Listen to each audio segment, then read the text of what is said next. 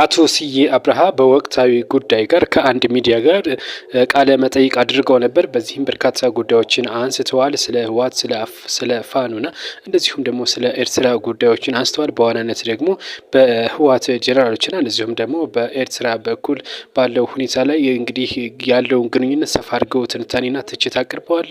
ይህም እንግዲህ ትግራይ ክልልን የዝሆኖች መጫወቻ ለማድረግ እየታቀደ ነው ሲሉ ነው የገለጹት።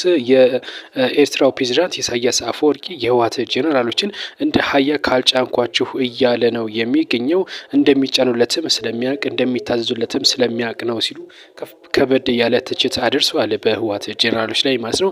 አክለውም እንግዲህ ትግራይ ክልል ለነሱ መጫወቻ ለማድረግ እየሰሩ ነው።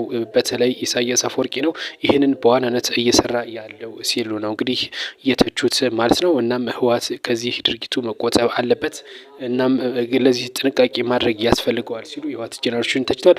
አክለውም ደግሞ ከፋኖና ከህወሓት ወይም ደግሞ ከህወሓት አመራሮች ጋር ያለውን ግንኙነትም ሲተቹ የፕሪቶሪያው ስምምነት በቀጥታ የሚጥስ ስምምነት ነው እየሆነ ያለው። ከፋኖ ጋር ግንኙነት ማድረግ የፕሪቶሪያው ስምምነት ይጥሳል ሲሉ ነው የገለጹት። እንደዚሁም ስለ ተፈናቃዮች ጉዳይ አንስተው ተፈናቃዮች በሰላማዊ መንገድ ወደ ቦታቸው እንዲመለሱ ይደረጋል።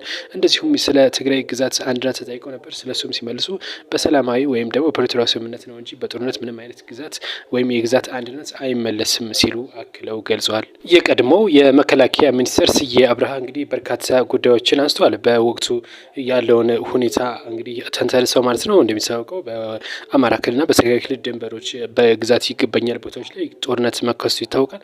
በዚህ ምክንያት ነው ይህን ማብራሪያ የሰጡት። አዳዲስ መረጃዎች እንደደረሳችሁ ደግሞ ሰብስክራይብ እያደረጋችሁ አብራችሁን ቆዩ።